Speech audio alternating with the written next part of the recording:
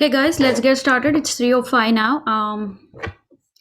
We have given 5 minutes for everyone to join. So, welcome you all to VT Seva Youth's webinar on gardening. This team has worked for a long time now, 2 months now, on this presentation, and they have a lot of information to share with you. And without any delay, it is Vishal, you and your team. Go ahead. All right, thank you. Hello, everyone. You just said.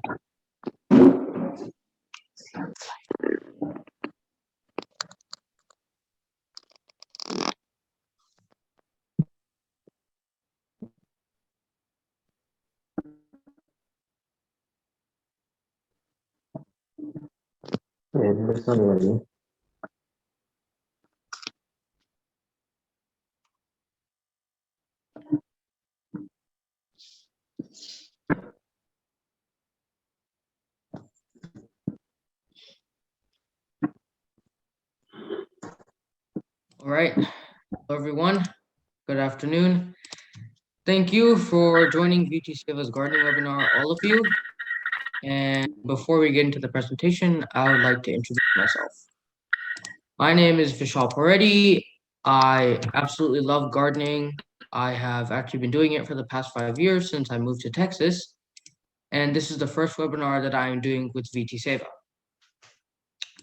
I spent a lot of time working on this presentation, about a month, a little over a month, and I've truly enjoyed doing it, and I've learned a lot about VT Seva and the work they do. I'm really happy to be part of their family, and I'm looking forward to doing more webinars in the future. And now I will introduce our other presenters for today. We have Viraj, we have Aditya, and we have Akshaya. Now, before we actually get into our presentation, we have a few housekeeping rules for you. So to maintain high quality audio and for the benefit of all participants, we request that you stay muted during this session unless you are otherwise unmuted. If you have any questions during this presentation, please post them in the chat box. We may answer them during the session, or we will answer them at the Q&A session. Please do have an additional device ready to play the Kahoot game later in the session, and stay tuned after the Kahoot game for upcoming volunteer opportunities after the presentation.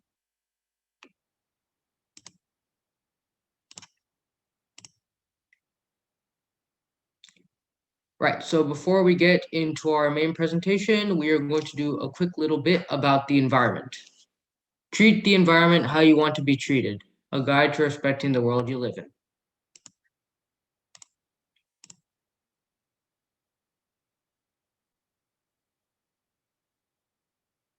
Okay, so first off, what is the environment? The term environment originates from the French word environ, which means to encircle or to surround. It is defined as everything which surrounds us, living or non-living. And since we humans came alive as a species, we have been interacting with our environment. Moreover, without the environment, we cannot survive, as we consider the environment our basic life support system.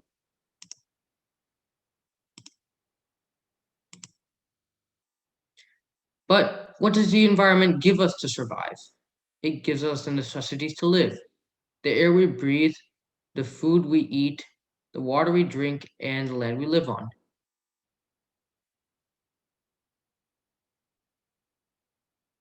But why should we care about the environment? 3 reasons. The environment is the only home we have. Earth is the only home we have. If there is no Earth, there is no human life. And since we all want to live happy and healthy lives, taking care of the environment will accomplish just that. We also want to preserve biodiversity and the rest of life on the planet so future generations can experience what we're experiencing today. And as Mahatma Gandhi once famously said, Earth provides enough to satisfy every man's need, but not every man's greed. What he meant by this is that we humans should not be greedy about the Earth's resources. Instead, we should protect and preserve them. Apart from that, VT Seva We deeply care about the environment because environmental protection is one of the four major service pillars of VT Seva. The four pillars are education for tribal and needy people, healthcare, environmental protection, and disaster relief. If you would like to learn more, you can check out the link that Viraj has posted into the chat, which is www.vtsworld.org. Now, Aditya will tell you more about VT Seva's environmental pillar. Aditya, take it away. Thank you, Vishal. That was a good explanation about the environment. And today I'm going to talk about the VT Seva environmental pillar. First, I'm going to introduce myself. Hi, my name is Aditya Mantana, and I have been an active VT Seva youth volunteer since 3 years, and I have volunteered in Launches of Love, Seedling for Education, and many more activities. Now, I'm going to talk about the VT Seva environmental pillar. VT Seva's mission is to encourage understanding and action in society by giving youth the value of attending to do service. In other words, VT Seva is helping the youth prepare for the future by providing resources or tools to them. And the following events below are what VT Seva has done to benefit the community. So in 2021, there was a Seedling for Education. In 2020, there was a robotics camp to support the organic garden at Sri Ashtalakshmi Temple. And in 2019, there was a Mother Nature competition that was hosted. In 2019, there was Science Fair on Earth Days, and the scholarship award for the winner, like the winner gets a scholarship award basically. And if you want to check more, then check the link below. Raj posted it in the chat earlier. Now Vishal is going to talk about a few ways to care for the environment around you. So Vishal, on to you. Thank you, Aditya, for all that great information on VT Seva's environmental pillar. Actually, I'm really happy to be a part of VT Seva because we make such a great impact in the community every day. Also, what are a few ways to care for the environment around you? So basically, just being responsible relates to conserving energy, like turning off lights when you're not using them. You're using in recycling, recycle bin, trash can, and using eco-friendly products that were made without harm to the environment. And as the Dalai Lama said, it is our collective and individual responsibility to preserve and tend to the world in which we all live in. What he meant by this is that it is all of our responsibility to protect the environment and the world in which we live in. So, by going above and beyond, we can do that. So, we can start by gardening, which is growing your own food, which relates to growing indoor plants, and outdoor gardening. Also, composting, which is making food for your plants. As always, start today for a better tomorrow. Now that we have finished the environmental section of our PowerPoint, let's move on to today's topic. So in today's topic, we will be talking about gardening, which has indoor and outdoor gardening, and we will be also talking about composting. Now, Viraj will be telling you all about indoor gardening. Viraj, tell them all about it. Thank you, Vishal. That was a great explanation on the environment. Hello, everyone. My name is Viraj Keshav Surivolu, and I have been an active youth volunteer for over 3 years. I have volunteered at the annual Alok, the annual Earth Day Science Fair, Lunches of Love, and many more. When we hear the term environment, we think outdoors. There is also indoor gardening. Let's find out more about it. Indoor gardening is nothing more than the act of growing plants indoors. This can be at your home, a restaurant, where you work, any enclosed area with a roof. This is interesting to me. How can you grow plants indoors? Let's find out. First, outdoor plants. Outdoor plants are any plants that grow outdoors. Outdoor plants need just the right amount of sunlight. They can live off rainwater and can grow to their full potential because they have a lot of room. Outdoor plants live in different temperatures based on their species. Moving on to indoor plants. Indoor plants used to be outdoor plants, but they adapted to the little sunlight in tropical areas with tall trees. Indoor plants need little or no sunlight at all. You need to water them because they can't catch rainwater with a roof on top of them. Indoor plants cannot grow to their full size because they have containers that limit their growth. And they live in tropical temperatures like 60 to 80 degrees Fahrenheit. Now I know that Mother Nature was so considerate to give us indoor plants to clean our air. Moving on to how to care for your indoor plant. For soil, use a balanced 10-10-10 soil. We will get more into it later on in the presentation. Next is water. For water, keep your soil moist, but each plant is different, so this may not apply to your plant. Now moving on to sunlight. All plants need sunlight, but not the same amount. For container size, make sure you have the right size container because you don't want a pot that's too small because your plant won't be able to grow and sometimes the plant's roots can break the pot. Water, sunlight, and container size all depend on the species of the plant. So make sure you do your basic research before actually venturing into indoor gardening. Now, pros and cons. For pros, indoor plants produce oxygen, they improve air quality, they reduce stress, and they increase productivity.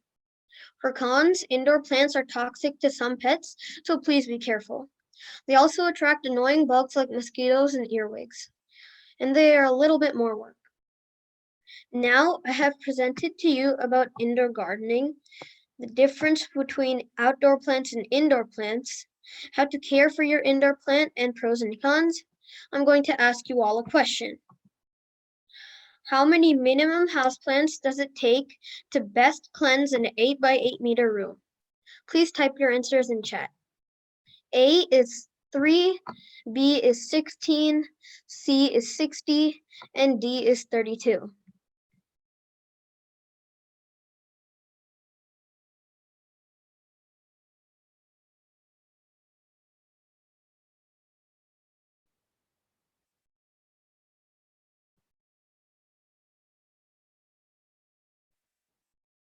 Looks like most people are saying A.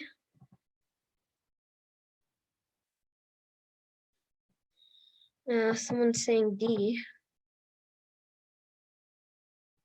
Well, moving on. If you chose A, that is the incorrect answer. B is also the incorrect answer. C is the incorrect answer. D is the correct answer. Only a few people got it right, but it's okay. Now I have told you the minimum to best cleanse an 8 by 8 meter room. But what is the minimum to minimum clean an 8 by 8 meter room, if you understand? NASA's recommendation is to have at least one plant per 100 square feet. Now I have presented to you about indoor gardening, and now we are going back to the pros and cons and focusing on the biggest pro, which is improving air quality. My friend Akshaya knows about our air quality better than any of us. All you, Akshaya. Thank you, Keshav. That was a great insight into indoor plants. Firstly, let me introduce myself. My name is Akshaya Mantana, and I've been an active VT Seva youth volunteer for the past 3 years, and I volunteered in Earth Day, Lunches of Love, and many more activities. Today, I'm going to ask you all the following question. Which air is more polluted? A, outdoor air, or B, indoor air? Please type your answers in the chat. Okay, we have one person saying B. All right, lots of people are saying B. Some are saying A. All right, the correct answer is actually B, indoor air. Isn't this surprising? Well, let's investigate the indoor air.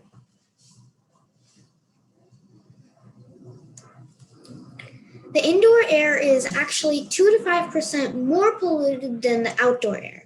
I was surprised hearing this. Well, let's find out why the indoor air is more polluted. The indoor air pollutants release majorly from four areas. There are airborne particles like carbon black, dust, and pollen. There are household odors and gases like cooking odors, pet smells, and sink or drain smells. And most importantly, there are VOCs or volatile organic compounds, which are found in paints, glues, and furniture. And lastly, there are microorganisms like bacteria and viruses. Well, these pollutants are hiding all over your home. But what are the chemicals behind them? Let's find out.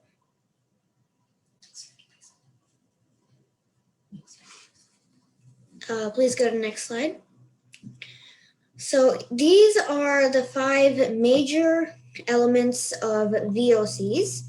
And today we're just going to look into the most common ones, which are benzene and ammonia. Benzene is mostly present in plastics and paints, and it does have effects on humans. The short-term effects on humans are dizziness, headache, irritation to the eyes, and even increase in heart rate. That's scary. Now, next, let's talk about ammonia. Ammonia is also a very common VOC, which is present in all the household cleaners and fertilizers. And the short-term effects to this are irritation to the eyes and sore throat. So we should be watchful whenever using cleaning supplies. And till now, we've learned about the indoor air pollutants and also the VOCs. So now I'll suggest to you a few ways that you can reduce them. Firstly, the best solution is to make your own natural cleaning products, or at least opt for organic cleaners like Greenworks. Another best way is to grow lots of indoor plants. And another useful tip is to dilute indoor air. Let's watch this, Lana. By opening windows and doors for at least 10 minutes a day. And so we must replace our air filters, and the recommended time is 2 to 3 months. And another very important factor to helping reduce indoor air pollutants is maintaining a healthy level of humidity. And we could do this with the help of using humidifiers on a regular basis. And the best solution that I currently like is replacing air fresheners with baking soda. But how do you do that? You can just sprinkle some baking soda over your furniture before you go to sleep, and mostly your carpet you can do that with, and then vacuum it up the next morning. And now that all of you know about the indoor air and their pollutants, I really hope everyone will start doing their indoor gardening. And to know about the best plants, my partner Vishal will suggest a few indoor plants to buy. On to you, Vishal. Thank you, Akshaya, and thank you, Viraj. Thank you, Viraj, for explaining about indoor gardening. Thank you for Akshaya for explaining about indoor air pollution. I'm sure our audience has learned something new. Now, as Akshaya has said, let's move on to indoor plants. So in 1989, NASA did a study on interior landscape plants for indoor air pollution. They published a report, and the link to the report is provided on the slide. Check that out if you want to learn more. But basically, these were NASA's top 10 air purifying plants for your household. There is the bamboo palm, the snake plant, the spider plant, the gerbera daisy, the orchid plant, the areca palm, the peace lily, the English ivy, African violet, and lastly, Christmas cactus.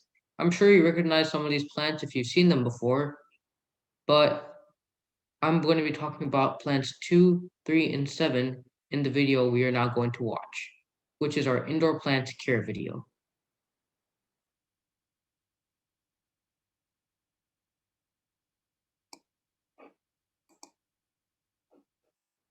So today I'm going to be talking about all the indoor plants I have in my house. As you can see, we have quite a wide variety, but today I'm going to be talking about the three main ones. We're going to be talking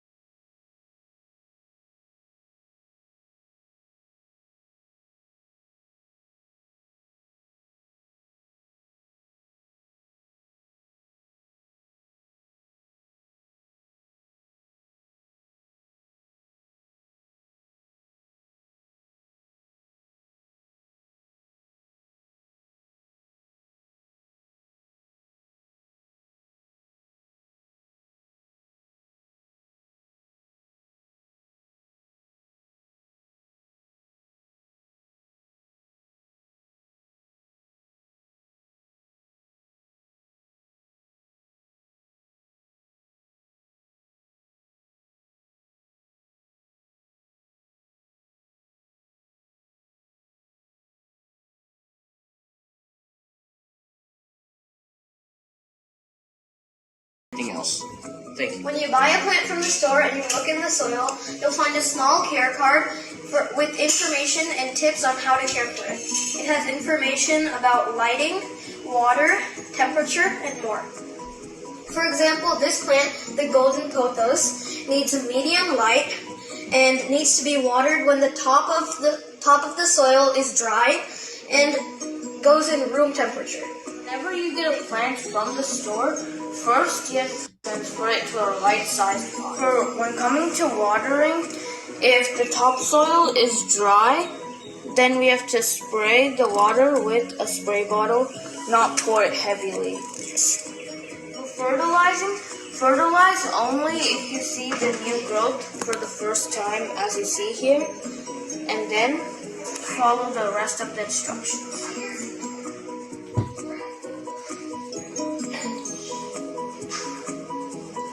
Some people think that maintaining indoor plants is pretty hard, but if you just follow the simple instructions that we gave you, then you'll do it in no time. And I hope this video was helpful to you all, and happy indoor gardening.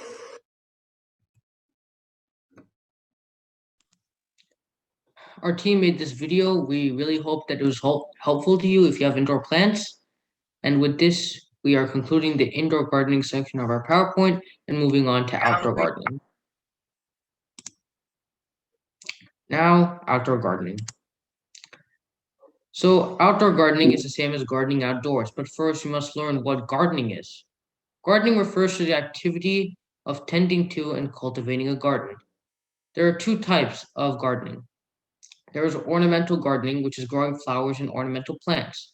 This is purely to add beauty to the surroundings. Food production gardening is for growing fruit and vegetable plants. These provide staple food for humans. But gardening also goes deeper. It's about cultivating your garden and yourself at the same time. In some cases, you may be cultivating a future, and you cultivate connections with other people who do gardening too. There are also some benefits for gardening. Gardening is environmentally beneficial. You know the source of your food. You know it's going to taste great, it's really fresh, and it'll always be pesticide free. You save money as once you start growing these at home, you don't need to buy some vegetables anymore from the store, and you learn new gardening skills. There's also several health benefits. I'm just going to list a few. You get free exercise and while you're eating nutritious food, and you connect back to nature and family traditions. Lastly, you introduce your youth to gardening. My parents actually introduced me to gardening very early on. That's how I really got interested in it, and I hope you do the same for your youth. It's also one of my best pastime activities. Next, we're going to learn the basics of gardening, the 4 Ps. So, this is what I think is the best way to remember the basics of gardening, the 4 Ps. You have plan, prepare, plant, and produce. I'll be talking about plan. In plan, I'll be talking about the type of garden you're going to make, the location or how much sunlight your garden is receiving, and the size of your garden. In prepare, Aditya will be talking about balanced soils and fertilizers. In plant, Akshay will be telling you how to plant seeds and what to do if you're using transplants from the store. In Produce, Viraj will talk about feeding and watering your plants, how to deal with weeds and disease, and finally, how to harvest. And as always, reap and repeat. Now, on to plan. Right. So, now we're going to talk about starting your garden, which is plan. There are 4 parts to starting a garden. You need to have your seeds, your containers, your seed starting mix, and some tools. In terms of seeds, we're talking about 2 types of seeds. You can either buy your seeds from the store or you can acquire them from other home growers. But wherever you get your seeds from, make sure to thoroughly dry them in the sun before you use them to ensure maximum efficiency. In terms of containers, we want you to use small containers with holes to start your seeds in. For the soil, we recommend seed starting mix, as seed starting mix is a type of potting soil that is made especially for sowing seeds in, and it is the most efficient for growing seedlings. In terms of tools, there are 3 main types of tools that you need. This is the bare minimum. You need gloves, a shovel, and a gardening fork. You can always use more if you want, but this is really all you need. And seed starting mix is organic. Now, Aditya will tell you about the second P, which is prepare. Aditya, tell them about prepare. Thank you, Vishal. That was a good explanation about the first P, plan. And now let us move on to the second P, prepare. In this step, prepare, soil is the very important ingredient. Let us see how many types of soils are there. So we have sandy soil, silt soil, clay soil, and loamy soil. And loamy soil is a gardener's best friend. Bounce soil is one of the best loamy soil. And before we know more about it, let me ask you a question. Next slide, please. Do any of you know what bound soil needs? A. Hydrogen, calcium, and zinc. B. Brown and green waste. C. Compost. Or D. Nitrogen, phosphorus, and potassium. Please post your answers in the chat. And if you don't know what the answer is, then go with your wild guess. It's looks like most are saying 3 people said D, 1 person said C, and someone said all. Okay. So if you chose A, then that's the incorrect answer. B is the incorrect answer. C is also the incorrect answer. And D is the right answer. The elements of bound soil are nitrogen, phosphorus, and potassium. Next slide, please. In this step, prepare, we will talk about the significance of bound soil, which is highly recommended to have a healthy yield. If we go deep into this, there are 3 important elements for a bound soil that we mentioned earlier. So they were nitrogen, phosphorus, and potassium. Nitrogen helps the plant grow, phosphorus helps the seedling and the flowering grow, and potassium helps the fruits form and with photosynthesis, and it aids in disease resistance. These elements are helpful. And the 3 ingredients that are found in the market consists of the elements that we discussed, and they are 1 part peat moss or compost, garden loam or topsoil, and perlite or clean wilderness sand. My friend Viraj mentioned about 10-10-10 balanced soil before. These are the benefits of balanced soil. So balanced soil provides good bacteria and soil organisms. Balanced soil can help increase yield in crops. And last but not least, balanced soil can help the environment improve. Now let's watch the video that explains how to make garden beds using balanced soil.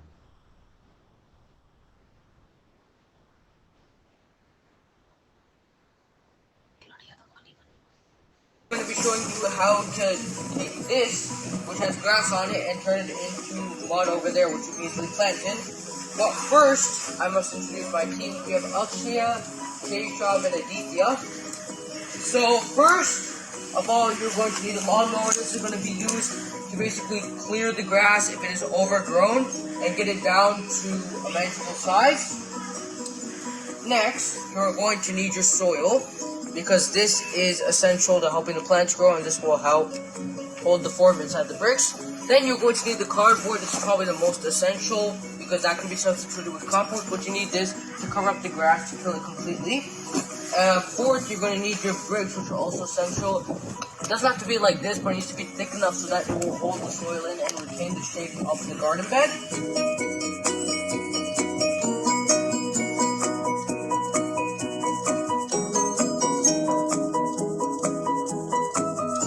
Set the lawnmower to the slowest setting, and then we removed all the grass and weeds. So now we're going to be laying cardboard sheets on this area to prevent the grass and weeds from moving.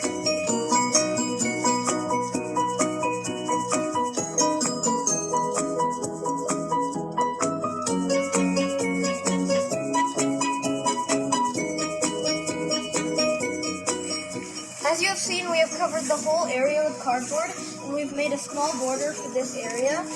We are going to cover the whole area, but for educational purposes, we're only going to show this. The best time to start putting the cardboard and the barriers are around October or November, so that all the weeds and grass have died down during the spring, so you have it ready. You don't have to take the cardboard off because it's just going to disintegrate and become more soil. And you are going to add the balancer soil in the spring when all of the grass has died down and this has disintegrated.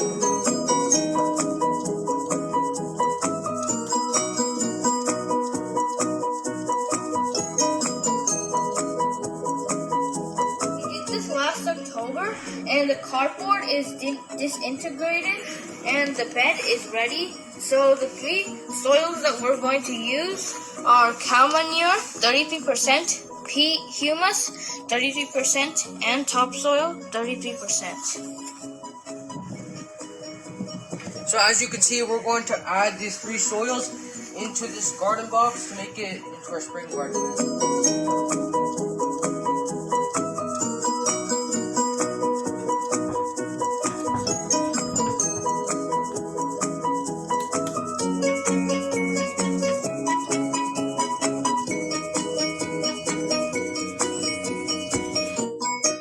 Okay, now as you can see, our garden bed is now ready for spring planting.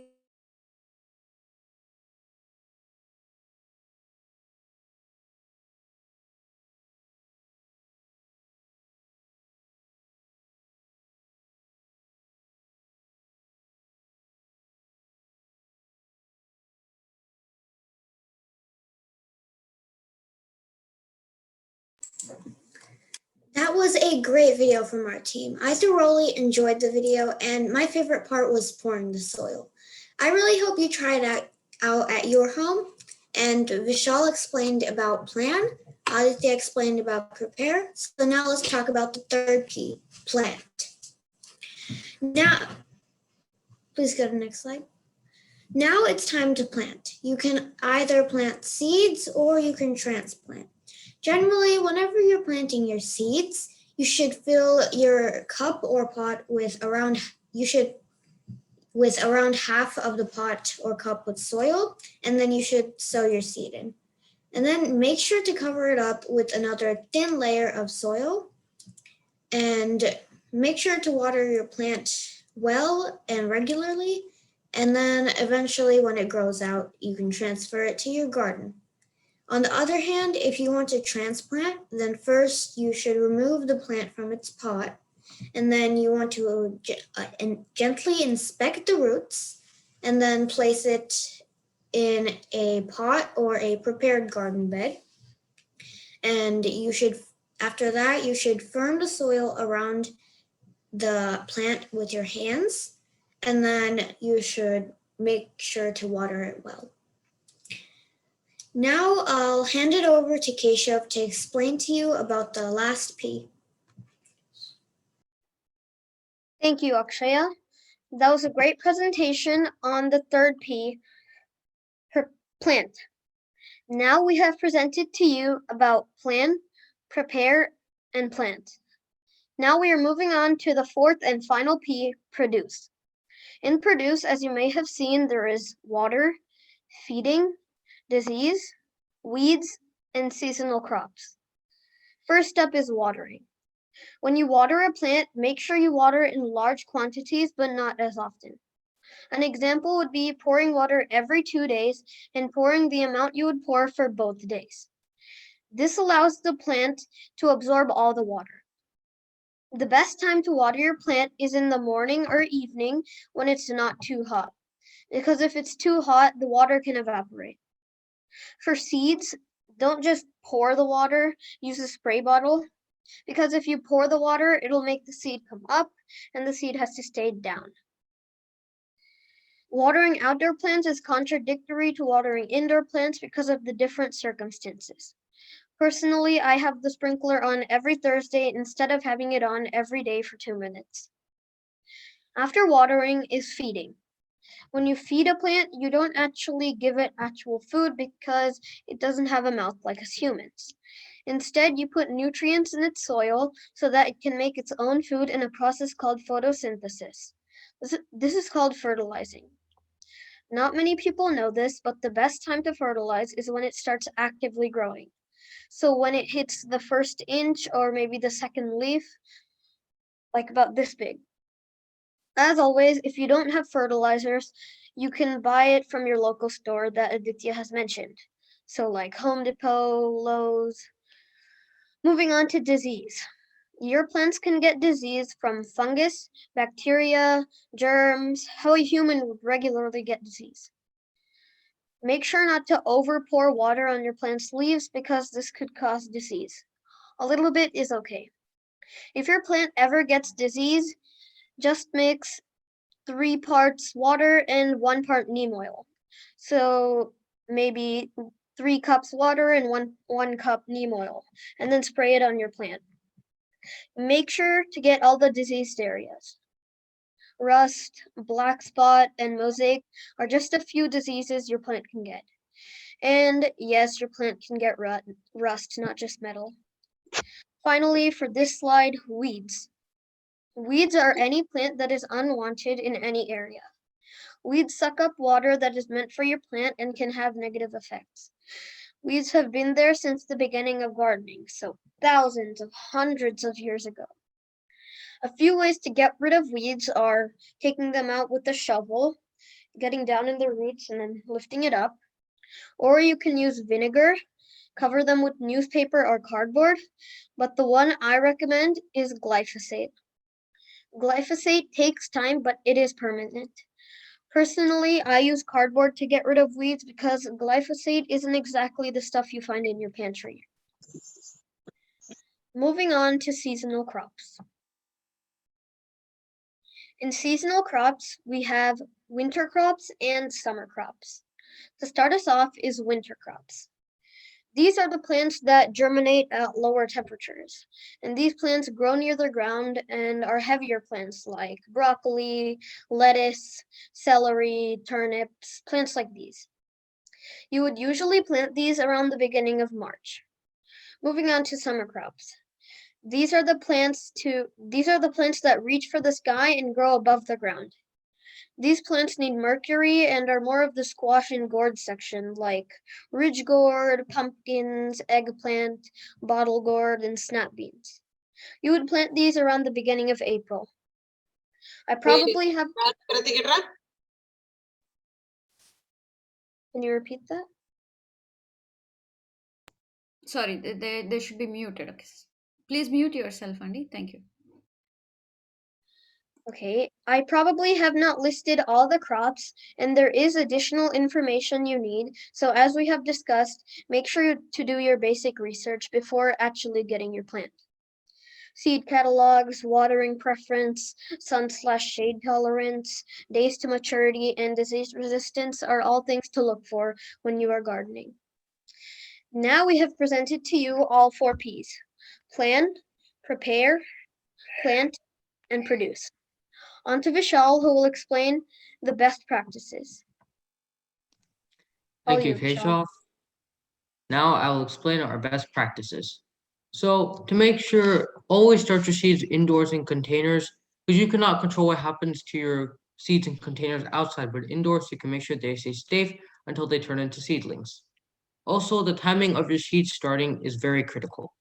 Make sure to start your seeds before that plant comes into season. It would not make sense to start those seeds 2 months before that plant comes into season. And remember, you will always get better results with seed starting mix. There are no exceptions to this. Excuse me? Right, so seed starting mix will always be the best working stuff. Do not use compost or any other things. Make sure to fill your containers and place them on trays.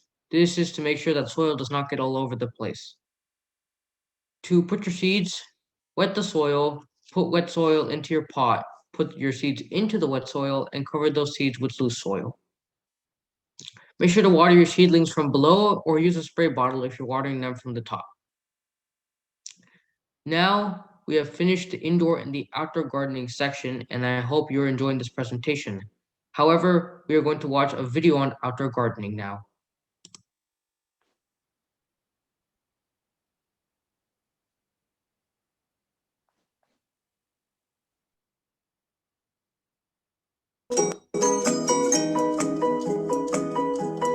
Today we're going to be talking about the 4 P's of outdoor gardening. We presented them in the PowerPoint, but now we're going to show you how to do it in your garden. So, if you don't remember, I'm Vishal Paredi, and I'm doing the first plant. So I have my plant right here. So, for the plant, the first thing we're going to be talking about is seeds. So the first time we did gardening at this house, we had to buy our seeds. But year after year, we just harvested seeds from the plants, the right mature seeds. And so these are last year's seeds. So we are going to take these seeds and we're going to put them in these pots. As you can see, we put the seeds in these pots, we put soil, and now they've grown into seedlings. And we did the same thing over here. So as you can see, we had to use soil to plant these things, and we used seed starting mix. So whenever you're doing outdoor gardening, you always need to stay safe. So always remember to wear some closed-toed shoes. And as you can see, I'm wearing these really thick gloves, or you can go for these elastic gloves. We have a weed remover for taking out any weeds before we start doing the potting, and any that pop up. We have 2 types of shovels for various uses, and we also have this.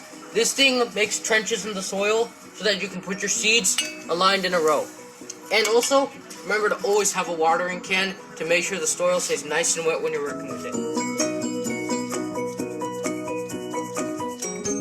As you have seen in the previous video, we have showed you on how to make a DIY garden bed, and this is a 10-10-10 soil which consists of peat moss, topsoil, and cow manure.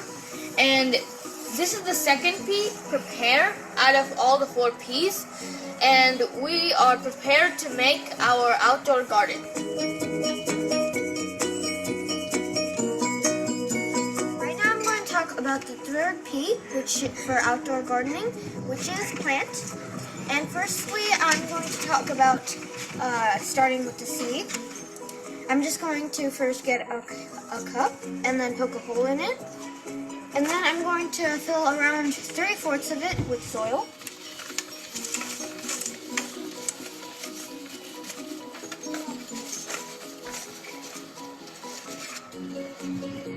And I used some seed starting mix. So now I'm going to sow the seed in. Low maintenance indoor plants type Checha plants. And then I'm going to cover it up with a thin layer of soil. The low maintenance indoor plants are. And then I'm going to gently water it.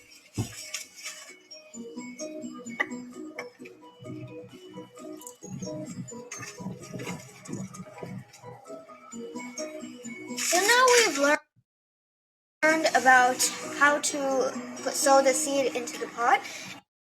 And now I'm going to show you how to transplant.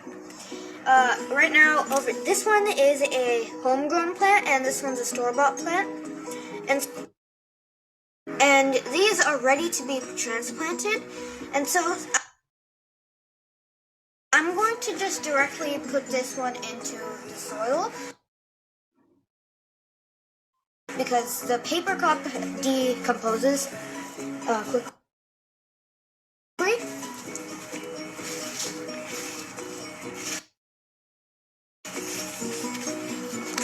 I'm just going to firm the soil around the plant, and then water it a bit.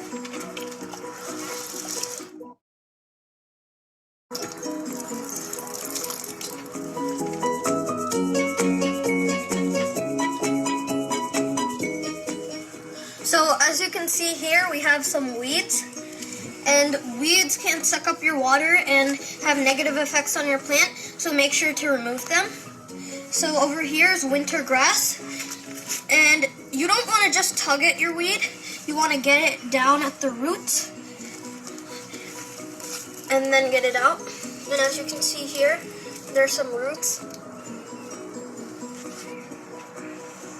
So instead of using artificial fertilizer you would find at the store, you can make your own natural fertilizer, compost. You water your plant based on the size of the plant and the season. Right now it's spring, and there are these smaller plants, so you would water them with a flower pot.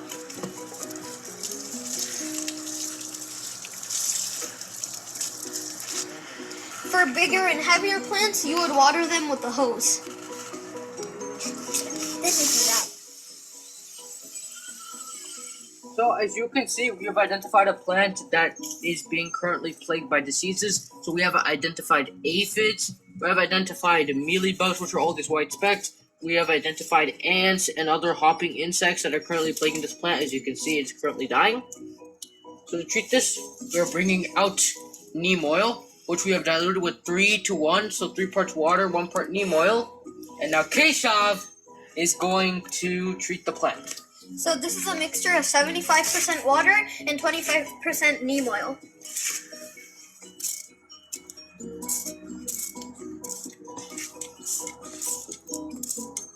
Make sure to get it on all the disease. Now moving on to the fourth P, which is produce. Now let's enjoy this fresh cabbage. Cabbage is a winter crop, and see this little cabbage. If you have to wait for 2 to 3 months for it to grow big. And cabbage is rich in vitamin K, vitamin A, and folate. Okay, so here we have a forest of kales. You can see we have a lot of them. We have a carrot plant. We have a forest of coriander. Over here we have a single plant of coriander. We have 3 or 4 plants of shards. And now we have another shard over there. And now, as you can see, this is the elegant Swiss chard, renowned for its red color. So I'm going to show you how to properly harvest it.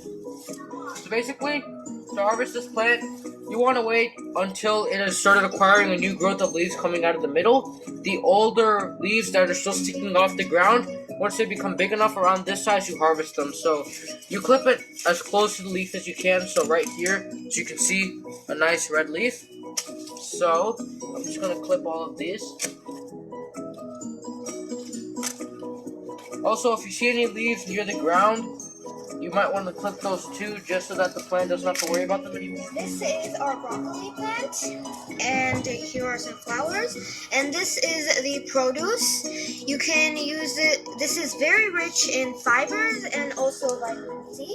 And you can use this in both salads and just steam it. And as you can see here, we have a couple of plants. And I think the carrot here is ready to harvest. Carrots are rich in vitamin A, K1, and B6. And carrots are winter to spring crops.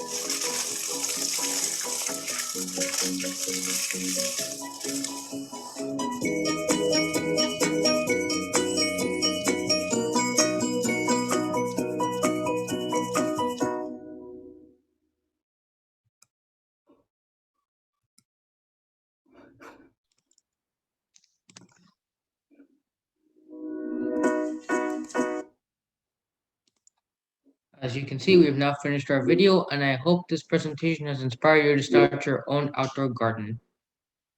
Outdoor gardens also give life to many creatures that live outdoors, such as birds, bees, and butterflies. Also, gardening connects you back to nature, makes you forget all of your worries and truly feel peace, pride, satisfaction, and joy. Now, we are going to move on to our next topic, which is composting. So, as always, before we're doing anything new, we must know the basics of composting. First, we will learn about our basics, and then we will learn about composting at home. In our composting at basics, it is very quite simple. Anything from vegetables and fruit, such as fruit and vegetable tops and bottoms, will work. Also, eggshells, preferably before you're adding your eggshells, you would probably ground them or crush them so that they're smaller, decompose faster. Rice and grains, flours, tea bags, and coffee grounds also work too. But pay attention to this. Cooked food without oil, dairy, and meat. Remember that. Oil, dairy, and meat. As you can see, our no-no category is composed of everything that is oil, dairy, or meat. We have meat and fish, bones, dairy, oils and butters, and cooked food with oil, dairy, or meat. So just remember, everything that is organic that comes from fruits and vegetables works, but cooked food with oil, dairy, or meat will not. Now, for composting at home, there are several steps. First, select your usable food scraps. Anything from the go for it category will work. Make sure to find a suitable location for your compost that works for you. Also, remember this. Green waste is referred to as wet and is nitrogen rich, while brown waste is referred to as dry and is carbon rich. To layer your compost, first put brown waste, then green waste, then brown waste on top of the green to keep bugs away. Make sure to turn your compost every 7 to 10 days. This is so your compost stays properly aerated. As such, proper aeration and water content are required to keep your compost healthy. When your compost is done, it will have a loamy look and an earthy smell. You will not smell any bad odors and it will have a fine crumbly texture. That is, if you did it right. Now, we're going to show you a video about composting at home. We hope you enjoy it.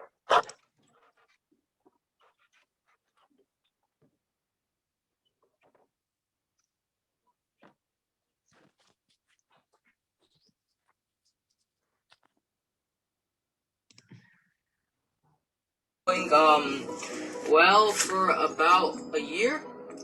So basically, what we do is that we bring the green waste over here from the kitchen.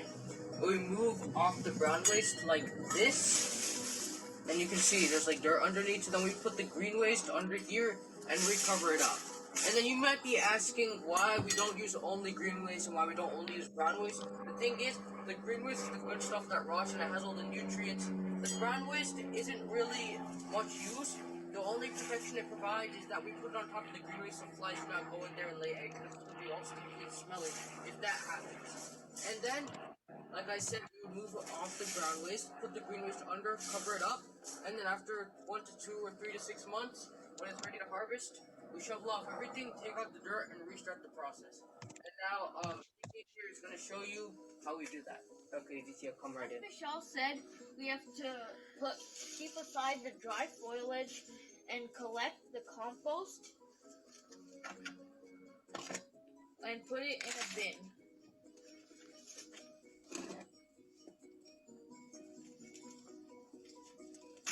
And now I found some earthworms. So if we find earthworms in our compost, that means our compost is healthy.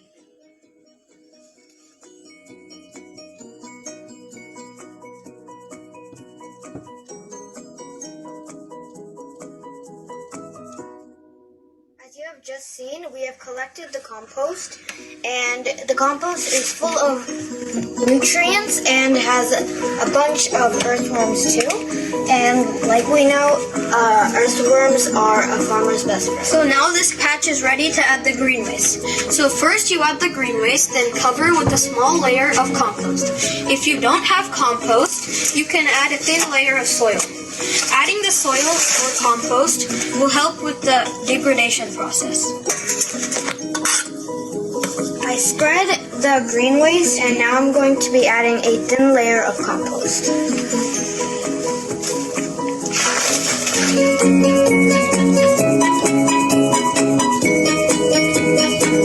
Okay, so basically we have finished doing everything. We've put the green waste, we've laid the brown waste on top of it, and we just hope that we showed you like how to do this in general, and that we gave you a few good pointers. If you were doing any mistakes, you know how to correct them.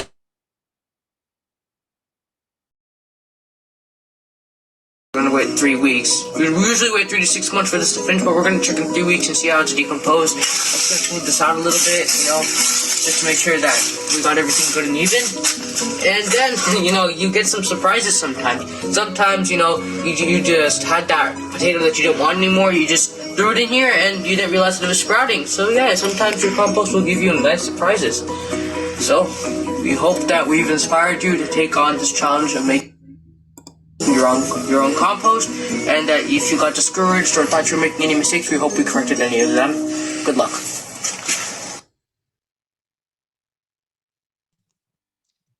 We hope you enjoyed watching our composting video. As I said in the video, I hope we answered any questions, or if you had any confusion while doing your compost, we hope we answered it.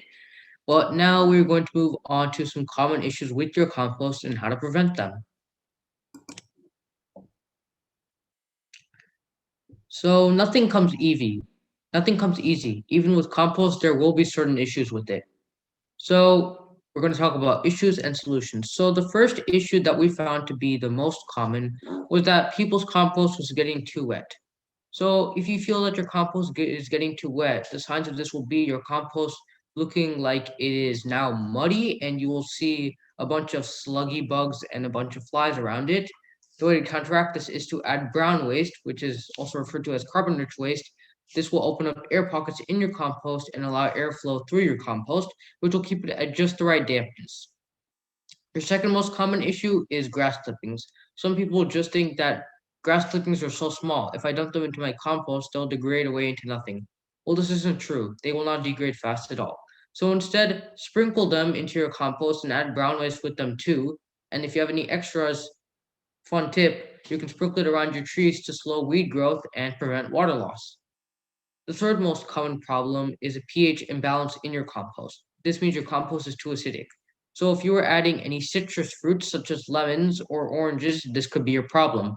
So add wood ash or ground lime to decrease the acidity of your compost, and also add brown and carbon-rich waste.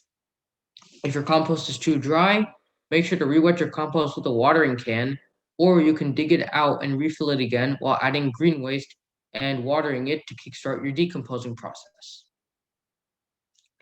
Now that we've concluded our gardening and composting sections, we will move on to distributing seedlings. But first, VT Seva cares a lot about community service. We distributed a bunch of seedlings within our community, and now we will watch our seedlings distribution video.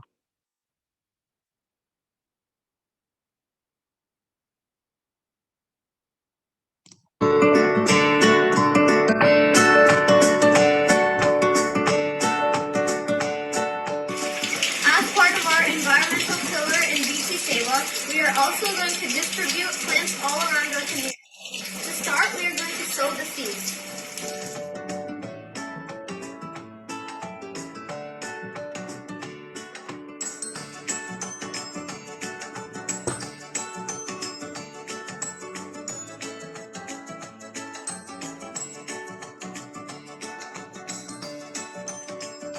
We have taken some paper cups, and then we fill 3/4 of a cup of soil, and then we'll be adding the seeds on top of the soil, and then we'll be adding another layer of the soil. So, hi everybody, we are distributing seedlings through VT Seva. Would you like any? Oh yeah?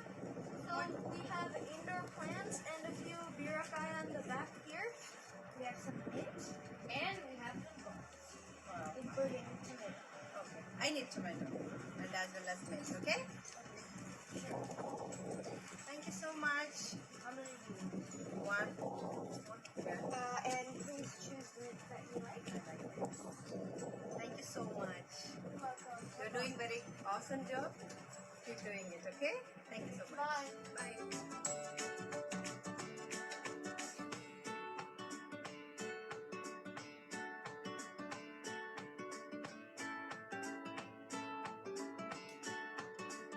we have arrived at another neighbor's house to see if they need any plants.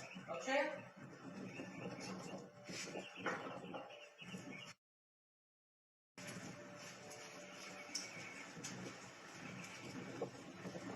Hello. Hello. So we are from VT Seva and we are distributing plants. So we have indoor plants, mint, and some gourds. Do you want any? Sure. Yeah. Maybe I take a little one. Okay. This is fine. What's this? That is Okay. What it is? that is beans. Oh, beans. Okay. Okay. Yeah. Would you also like some mint, sir? Yeah. Pick any plant you like. Okay. If you like this one. Okay. Does it smell? Well, I have mask. Sorry. Okay. Alright. Thank you.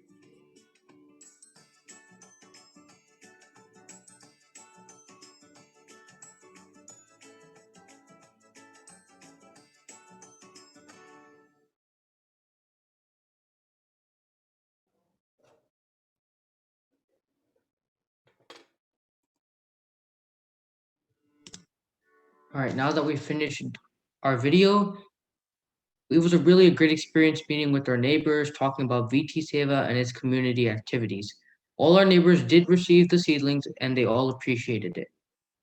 With the end of this video, we have now officially finished all of our topics in the PowerPoint and we are now going to get into our Q&A session. If we have questions posted in the chat, we will take them first. If you have any questions after that, please raise your hand and we will talk to you. So we have a question already for you guys. So the first question is, what are the best ways to stop weeds? I can't hear you. Can you repeat that? What are the best ways to stop weeds? I think she said, what are the best ways to stop weeds? So it depends. The most permanent is glyphosate. And since cardboard is big, it'll cover the most area, so it'll get rid of weeds, but it takes a lot of time. And the quickest way is vinegar or boiling water.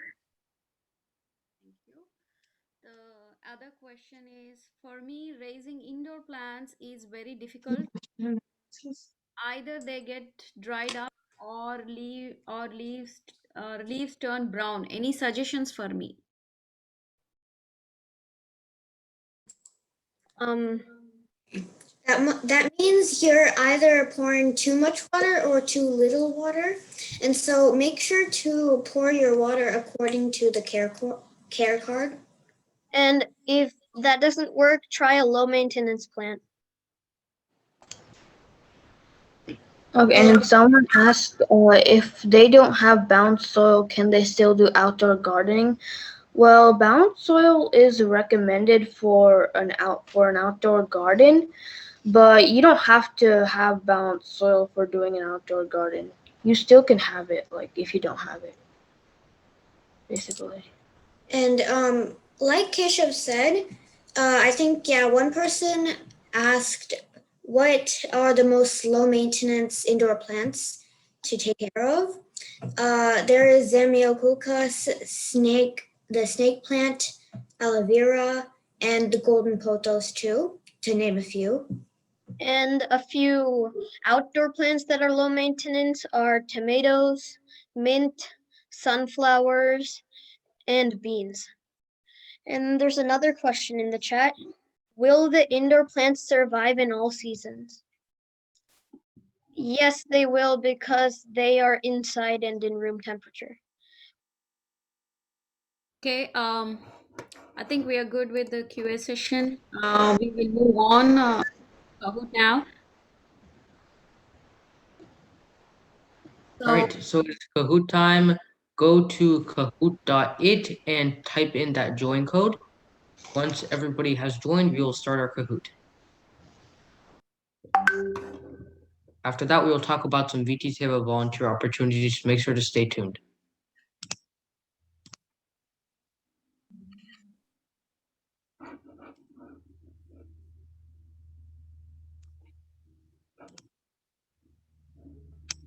Shall you would like to start? Share the screen? Okay. No, there's a setting that enables them to see the question and the answers on their screen.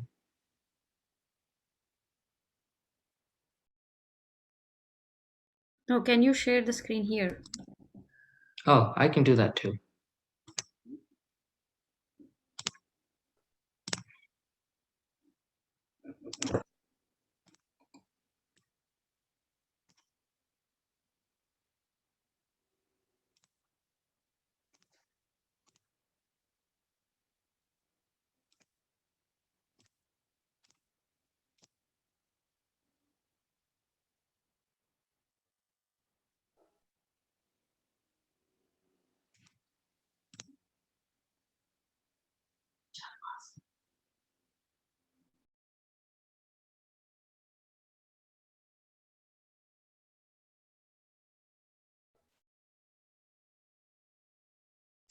All right, can everybody see the screen? Yes. Yes. All right, good.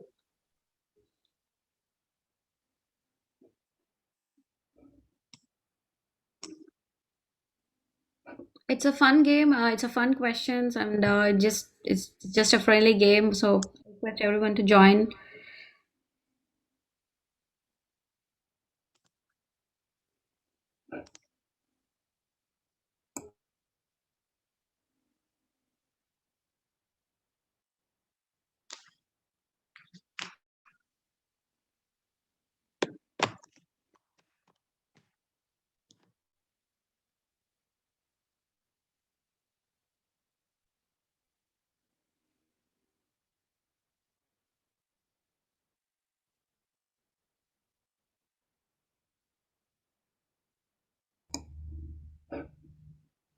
All right. 2 more minutes, maybe.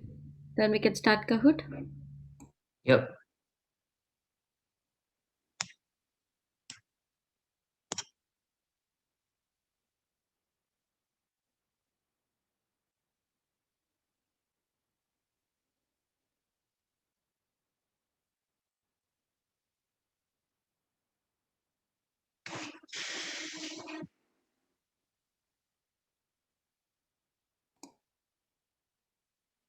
Okay. Time to start Kahoot. If anybody is joining, please join. There are 27 people in this meeting and only 9 people. Please, everyone, we request you to join.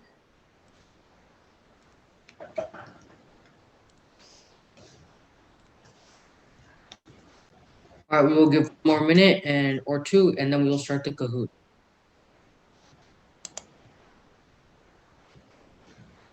Okay. I think we can start.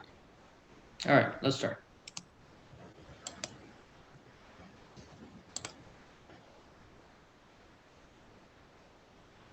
All right, quiz question. What are the elements of a balanced soil?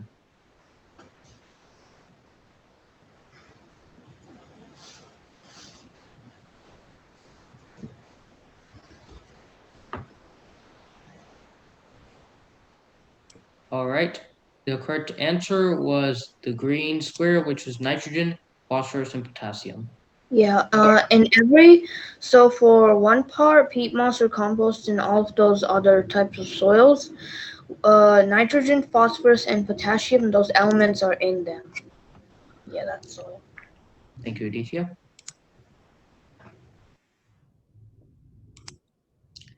Next question. What are the ingredients for a balanced soil?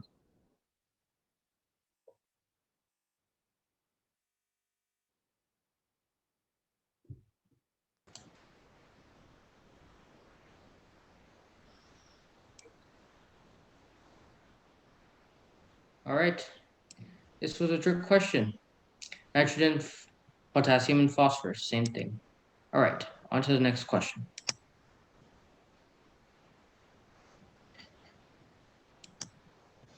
Quiz. In what ratio are peat moss, manure, and topsoil mixed to make balanced soil?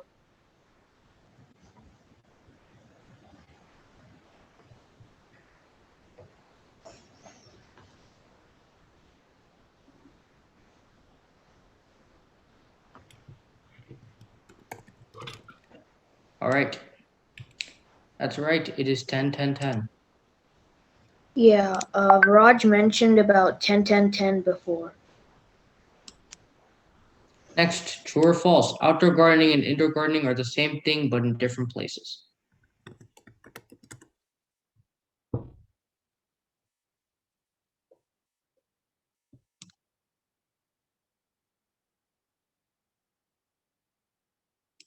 Okay, the correct answer to this question was true.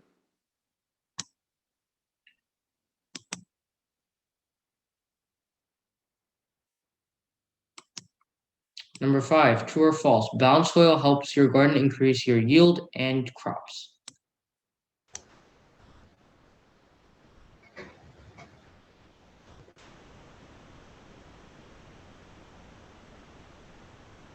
Okay, that is true. Like I said before, balanced soil helps the garden increase yield and crops. This is one of the benefits of balanced soil.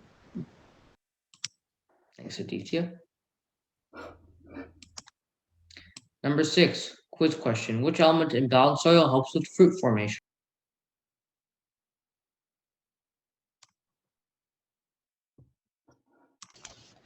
Yeah, a 10, 10, 10 balanced soil is a recommended one. And with that, we are going to our podium. All right. Good job, Lakshmi. SP, good job. You got silver. And I wonder who got gold. Hey, good job, Raga. You got gold.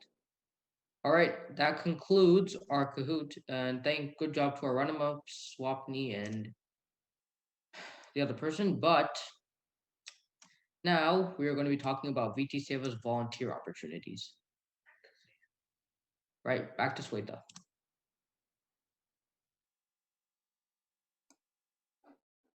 Hi, thank you so much, Vishal. Thank you so much, Viraj. Thank you so much, Aditya and Akshaya. That was a great presentation. I hope everyone who is attending the presentation here has enjoyed it and learned a lot of facts about it. And as we said, VT Seva is committed for community service, and it is committed to do service for environmental pillar. And we also shared the services we have been doing continuously for the community, and you have also seen in the video how the team, Viraj Keshav and Aditya and Akshaya and Virishal have distributed the free samplings and free plants. So that was a great service, guys. You did a good job, and we have been working for like 2 months now, and finally we are here. That's a great go. And before we move further, I would like to call Shreyas. He's going to talk about the upcoming activity of VT Seva's upcoming activity, and then Aparna, the director of branch director for Houston branch. So I'm requesting them to take over from here. Thank you.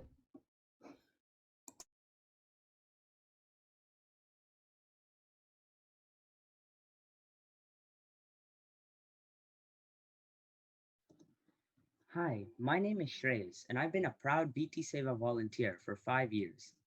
Earth Day is an annual event celebrated around the world every year on April 22nd to support environmental protection. VT Seva has been conducting the Earth Day Science Fair every year since 2018. To celebrate Earth Day this year, we have organized a virtual competition for kids of all ages from preschool to high school, which will take place on May 1st.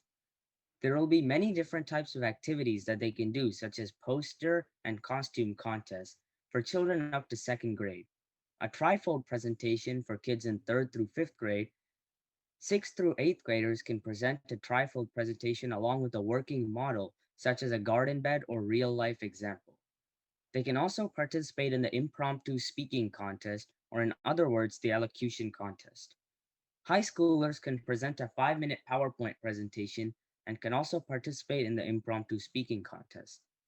The scholarship awards are presented to the top two winners in each category.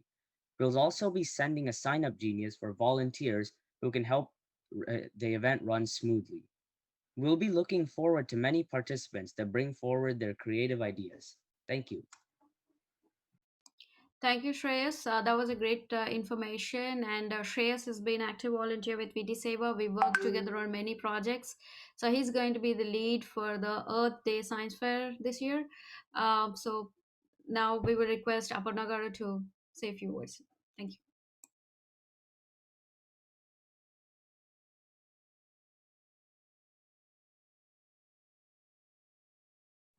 Can you all see my screen? You can just give me a quick thumbs up. Yes, okay, good. Okay, so first of all, thanks to everyone for being here this afternoon. It was very educational. I certainly learned a lot and truly appreciate all the hard work today's presenters have put into the program. So we have Akshaya, Aditya, Vishal, and Viraj, who did an excellent job with not only the presentation, keeping everyone engaged and really sharing a lot of information with us today. So very proud of you. 3 of you are middle schoolers and 1 of you is a high schooler. So that's just wonderful. So, and I would like to mention here that VT Seva is an organization that does focus on the youth, utilizing the youth energy to put forth wonderful programs like this. So we look forward to more from you guys, and we have more coming up here. So we've had a pretty busy season over the last few months. I just wanted to share a few of the things that we've done, beginning in January and moving onwards, and basically 2021. So let's see here. This doesn't seem to want to move forward. I'm not in presentation mode. There we go. There you go. So we have had a community cleanup project, and we will be doing this throughout the year. We did have, as Sweta and the team here has mentioned, they started a project with growing seedlings, and we are continuing to move forward with that. Last week itself, 265 seedlings were planted, and these will be going towards a good cause. We did recently conduct the COVID-19 vaccination drive, which benefited about 197, almost 200 people and were vaccinated that day. So it was an awesome event with the youth and adult volunteers involved. And then recently, really wanting to thank the members of our community who really came out and generously donated towards VT Seva's cause of women's healthcare. So they came out and had a throw ball tournament, which supported health cancer screening kits for women in India. And as you can see here, the numbers are just staggering in terms of what all the VT Seva wing in India has been able to accomplish. So that's just wonderful. And then, of course, we have our upcoming events for the next few months. Basically, we for the benefit of the youth in our organization, we have a career exploration series that focuses on a different topic every month, wherein kids will be able to learn more about various career options, career building skills, and things like that. So we have those coming up in the next week, and then we go monthly from there. We have an ongoing national VT Seva tutoring program where our high school students can tutor other students, and all of the funds that are generated do go towards a good cause of educating the tribal and visually challenged kids in India. As mentioned, we have a community cleanup, and we also do have gardening and beautification projects that will be going on a monthly basis. Mentioned that the planting project, you saw those beautiful pictures in that collage a few slides ago. We are going to be continuing to do that. So those interested, we can certainly give you instructions on how to get started with that.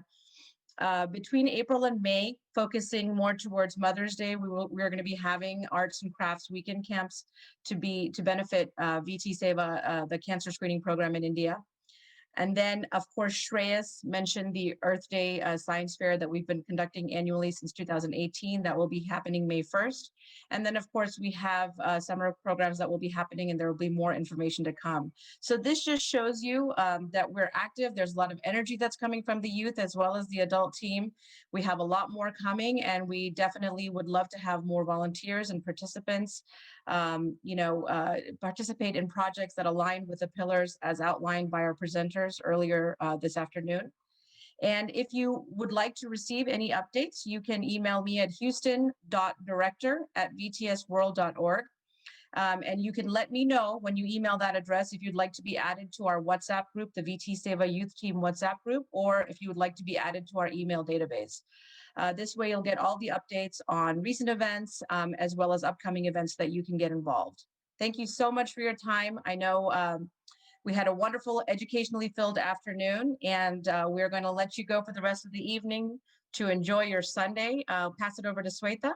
to say the final remarks. Thank you. Thank you, Aparna. We've been working so many years together for Houston branch. It's so nice to see so many upcoming events in few months, right? Like 2 to 3 months, we have like so many lined up. It's so exciting, and I hope the kids enjoyed and learned a lot. And that's all from me. Signing off. Have a happy Sunday.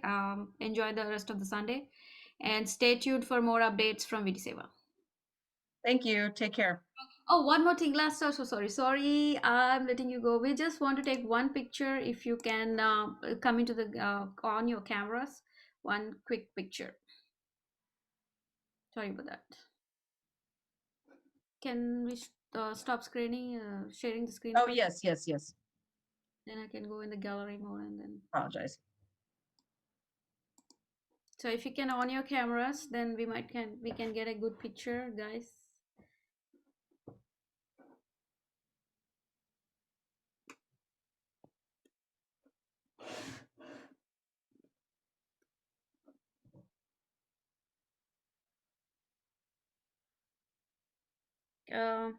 On your cameras, please. Actually, can if their computer is working, can they take a print screen? My print screen stopped working. I don't know why. Print screen. I got it. You got it, Nana? Thank you. Thank you so much. Have a great day. Bye. Thank you.